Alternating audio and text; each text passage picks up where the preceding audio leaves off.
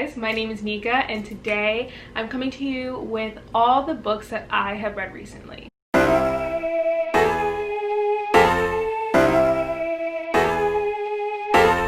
I recently talked about how I don't really love doing wrap-ups on my channel anymore, and it's mostly just because sometimes my brain just can't comprehend how much I love a book and I don't really know how to put it into words. I'm that bitch that someone comes to me and they're like, oh, like, why is this your favorite book? And I'm like, So I'm gonna share my thoughts on the books that I've recently loved, devoured, ate up, you name it. But before we do that, I just want to say thank you to today's sponsor, and that is Book of the Month. I have worked with Book of the Month plenty of times on my channel, so if you don't already know what Book of the Month is, I'm just going to go in and explain it for a little bit. Book of the Month is a monthly subscription service, and it's so amazing because you get to pick out 1 out of 5 new hardcover adult releases, and you pick out one of those books and they send it to your doorstep every single month for $14.99, which is just so good for an adult hardcover. I always say that because it's so true. I feel like adult hardcovers usually run to like $20 to $30 depending on the genre. And if you use the code SAYBOOK with my link down in the description, you will get your first book for $9.99, which is even better. $9.99 for an adult hardcover book. Like, how does it get any better than that? A lot of people don't really have time to look up the new releases of the month or of the year, and Book of the Month is great for that because they actually take their time in picking out the specific types of books that they think their readers will enjoy. They usually have something for everyone, ranging from thrillers to romance, so I just love the picks that they usually have. There's also an amazing skip policy, meaning that it's risk-free. You can totally skip a month if you don't have the funds to pay for it that month, or if you just don't really like any of the book picks that they have that month, you can skip and not be charged, which is also really great. And Book of the Month was kind enough to send me over their book picks for the month of November, so I'm really excited to show these to y'all and to see them myself. So the first book I have to show you guys is This Time Next Year by Sophie Constance, and it says on the cover, how many chances to meet your perfect match, and then inside the book it says their lives began together but their worlds couldn't be more different. After years of missed connections, they're about to meet again. So it definitely is sounding like a cute little second chance lovers type of story, and I think it's just perfect for the Christmas season coming up. I don't know why I said Christmas season, holiday season is what I meant. And then we have the Star-Crossed Sisters of Tuscany, which is so cute. Look at the cover. It just gives me like village town vibes in Italy, and I love it so much because, I mean, this takes place in Italy. It says, against the backdrop of wandering Venetian canals, rolling Tuscan fields, and enchanting Amalfi coast villages, romance blooms, destinies are found, and family secrets are unearthed. Secrets that could threaten the family far more than a centuries-old curse. That sounds so good. Honestly, like, it gives me more of a mystery vibe, but the cover gives me very much a contemporary vibe. Either way, it's still so stunning, and it sounds really interesting, and I cannot wait to pick this one up. And then we have one that I think I'm the most excited for, and that is These Violent Delights by Chloe Gong. I follow this author on Twitter, and she's just so funny, and I'm so excited to read this. I freaked out when I got this in the box. I was literally like, there's no way. But lo and behold, it's here, and I'm obsessed. The cover is stunning, the spine is stunning, and I really like that the Book of the Month little symbol is red-ish. Is that red or is it orange? I think it's red. This takes place in 1920 Shanghai, and it is marketed as a Romeo and Juliet sort of retelling. It literally says, in this spectacular reimagining of Shakespeare's Romeo and Juliet, debut author Chloe Gong brings readers on a heart-stopping journey of violence, passion, and star-crossed fates. And yes, the two characters, I believe, have a blood feud and run 2 gangs. So the next book is Memorial by Bryan Washington, and it says, Memorial is a funny and profound story about big first loves, family in all its forms, becoming who you're supposed to be, and the limits of love. That sounds so cute. So I can't wait to give this one a try as well. And then the last book is Pretty Little Wife, and this is by Darby Kane, and clearly it is a thriller. I feel like you could just tell by the very interesting cover, and it says there's more than one way to end a marriage. It also says, shouldn't a dead husband stay dead? With the small town in an uproar, everyone is worried about the whereabouts of the beloved high school teacher. Everyone except his wife. Lila is more confused because she was the last person to see her husband's body, and now it's gone.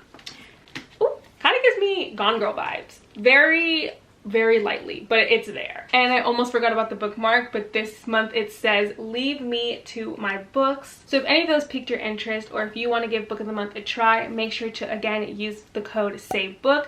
Down below in the description I will have a link that you can use in order to use that code. And yes, happy reading. So let's get into the books I've read recently. I decided I'm gonna kind of mark off how I read them. So I did a few rereads this year, so I'm gonna talk about those first. Then I'm gonna go into the books that I didn't really love that much, and then I'm gonna go into the books that I actually really enjoyed. The first book that I reread was Birthday Girl by Penelope Douglas. Now, if you're new to my channel or didn't really know, I eat up my romance. I love me my good romance, and this is a new adult romance, and it is one of my favorites by Penelope Douglas. This is about a girl who moves in with her boyfriend and his father after some troubling times with her boyfriend. When her and her boyfriend start having problems, she realizes that her and her boyfriend's dad might have more of a connection than they originally thought. I know that sounds kind of crazy, but if you haven't read this book, I really recommend you giving it a try. It's so good. Like, I'm literally smiling thinking about this book because I love it so much.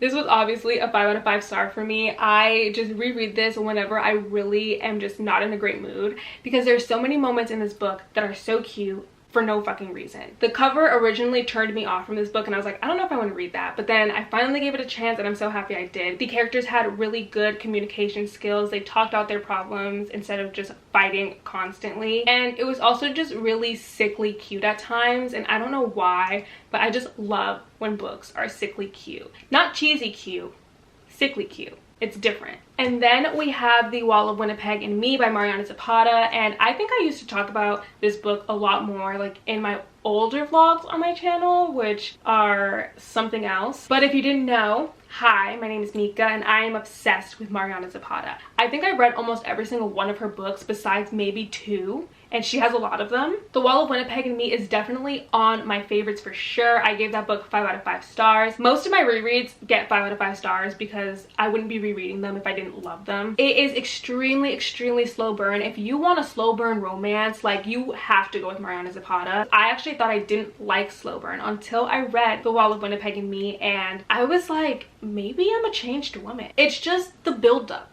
the angst. It does something to me. The next book I read was Wrong by Jayna Aston, and I gave this one 4 out of 5 stars. The only reason is because it's more of a, I don't want to say guilty pleasure, because I don't believe in like guilty pleasure reads. I think you read what you like and you like it, who cares? But I will say it's definitely not for everyone. I think it's more of a comedy type of romance book, and it's very short, very easy to read. Whenever I reread it, I read it in like one day. But it's about this girl who constantly is dating the wrong guy or the wrong types of people, and she works at a coffee shop, and this same guy comes in every single day, and they clearly have a lot of chemistry, and it turns out that that guy is her gynecologist. Yep, very messy, but I ate it up. I'm telling you guys, if you want something that's really funny and very spicy, I would recommend reading that book. It's so entertaining, and I always find myself giggling when I read it. And then the last book that I reread is The Duff by Cody Keplinger. I talk about this book so much on my channel. I'm sure y'all are sick of it by now. It's just one of those books that help get me out of a reading slump if I'm ever in one. I think it's also just really nostalgic to me because I did read this when I was in middle school. In my opinion, this book is honestly perfect for people who are trying to get into reading and want to start reading YA. A lot of people don't agree with me because it is a sex positive book, but I think it's important for young readers to read about that kind of stuff.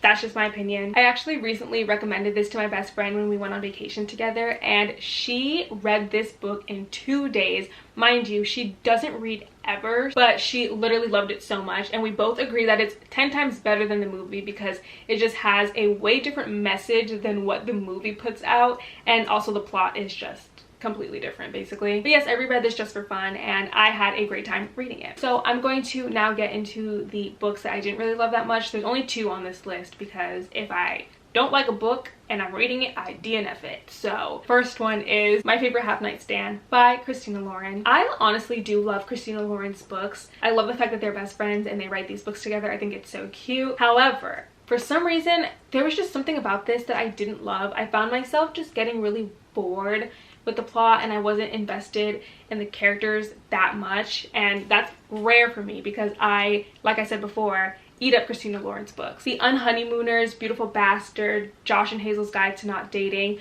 are some of like my favorite romance books, so the fact that I didn't like this was really upsetting. And I'm gonna be honest, I can't really tell you the main plot. Like, I can tell you the main plot, but I can't really tell you what happens during it, like, at all. If that doesn't tell you how much I didn't really care for this book, I don't know what will. I think I gave this 2.5 out of 5 stars. Yeah, it wasn't terrible, but it just wasn't my favorite, you know? And then we have The Shadows Between Us by Tricia Levenseller. I talked about this in one of my 24-hour readathons, and it's so funny because the main character is supposed to be a villain, but she was literally just so fucking annoying. I cannot emphasize this enough. That girl was so irritating to me. Reading from her POV at first, I was like, okay, like we're finally getting, you know, a villain-esque type book where it's from the villain's POV. No, that's literally not what we got. I understand where Tricia Levenseller was trying to go with the book, and I think if it was a series, a lot more could have been added into the plot and it would have probably made a lot more sense. But it was just really political, but didn't have enough time to really add politics. There was just a bunch of plot inconsistencies at the end of the story. Like I said before, eat up romance in books. You could give me a slither of something and I will be like,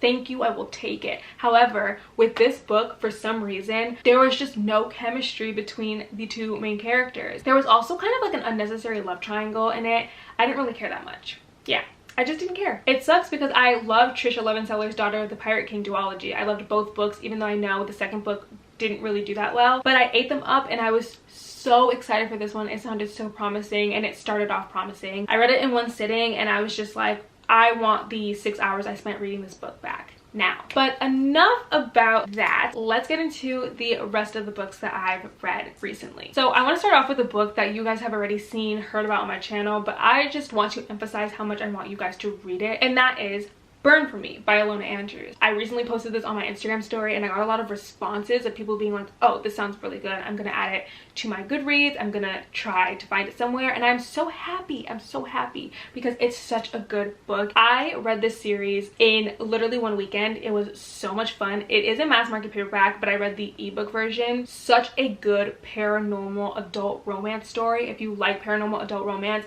this is the book for you. The family dynamic in this book was everything to me. The romance was there in the first book. However, I think it's definitely more prominent in the other 2 books in the series. All the characters are just so realistic and they have their own flaws and their own issues that they go through. It just makes everything 10 times better. I love it and I hope you guys do too, because I really have been like trying to get everyone to read this and I don't know if it's working.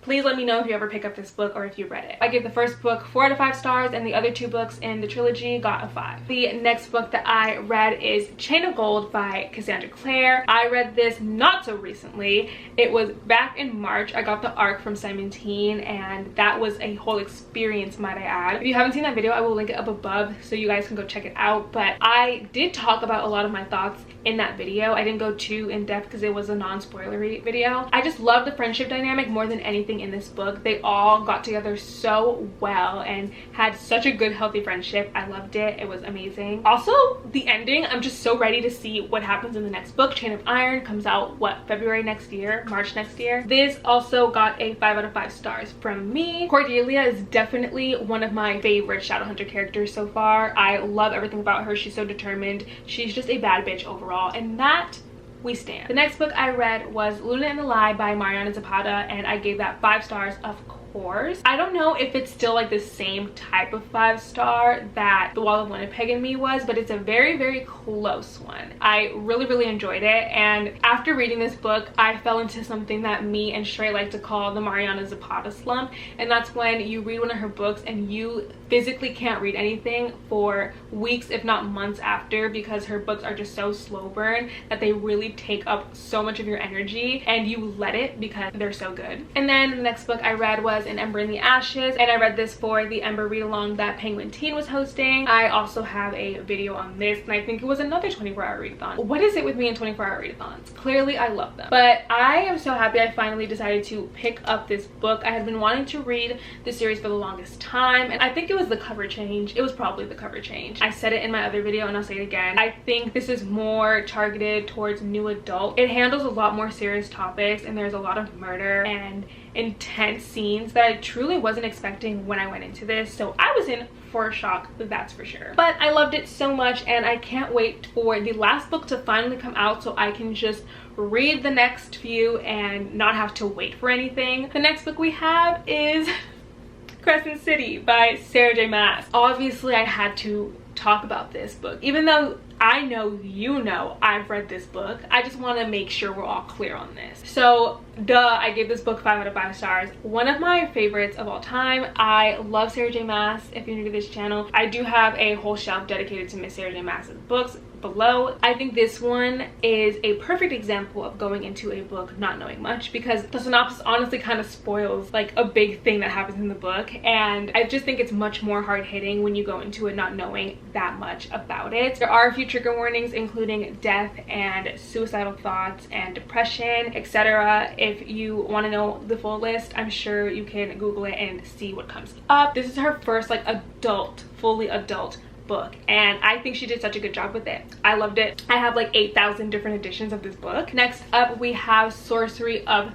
Thorns, and this is by Margaret Rogerson. Miss Rogerson knows how to write a standalone. I don't care what anyone has to say. This I think was one of the best standalone books I have ever read. I am upset because I want a second book. I want to know what happens next. Even though the story's over, I just love the characters and the ending, and I was like, wait, but I want more. I gave this a 4 out of 5 stars. I think that's just because I'm bitter that I didn't get a second book. Like, this is it. This is all we get. The balance of politics, romance, and the plot in general was really well done, especially for a standalone book. This is what The Shadows Between Us wishes she could do. Just saying. The next book I read and want to talk about on my channel is The Worst Best Man by Mia Sosa. Absolutely devoured the hell out of this book. I read it in a few hours. It was so good. Our main character is left at the altar on her wedding day and doesn't really have any much of an explanation besides the fact that her ex-fiance and his brother had a talk the night before when they went out for drinks, and suddenly her ex-fiance decided he didn't want to marry her and left her on the freaking altar. Like, that is crazy. I would simply just have to commit murder, I think. A few years later, a situation happens where she actually has to work together with her ex-fiance's brother, who she blames for her ex-fiance leaving her at the altar. And I love that. I love when there's like tea and like drama, and the main character has to like help or work with the person who she has beef with.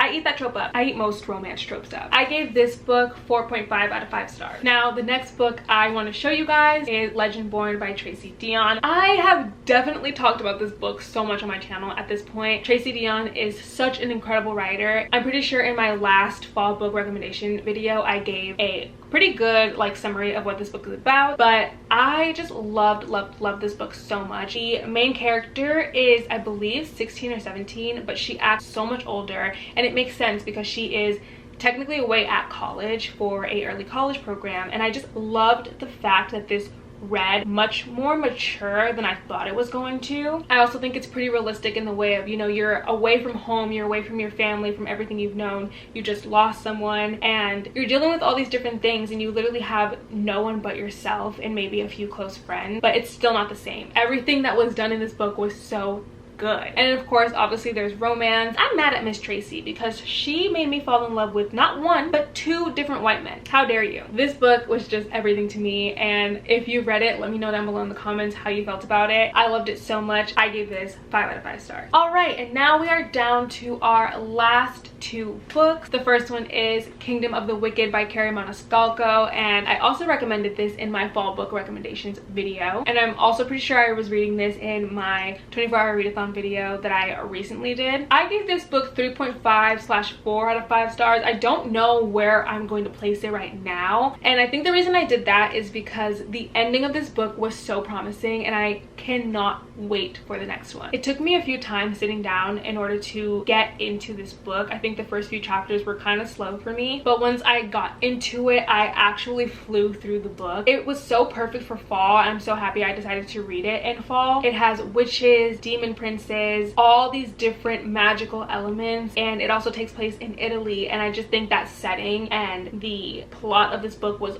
perfect for that. There were a bit of plot inconsistencies here and there, and I'm just summing that up to me reading the ARC and not the finished copy. So if you read the finished copy, let me know what you think. The romance wasn't too prominent, and it did leave me wanting more for the next book. And then this book I actually finished last night, so I just thought I would throw this in here. I know I'm so late on the game. This book came out in 2014, but I finally sat down and read it because the aesthetic book Twitter girlies love this book, and that is The Winter's Curse by Marie Witowski. I read this in one sitting. I read this in one sitting last night. I started it at like 1 a.m. and I didn't go to sleep until 6 a.m. and I finished this freaking book. I'm like struggling on thinking if I want to give this 3.5 or 4 stars. And here's the kicker, okay? This book is basically told from the villain's perspective, which I love, and I'm mad because no one ever really like markets this book as that, but that's basically what it is, and I'm so happy I actually decided to sit down and finally pick this up. I have a feeling I'm going to speed through the rest of the series. I already started the second book, which is The Winter's Crime. I didn't get to talk about all of the books that I've read recently,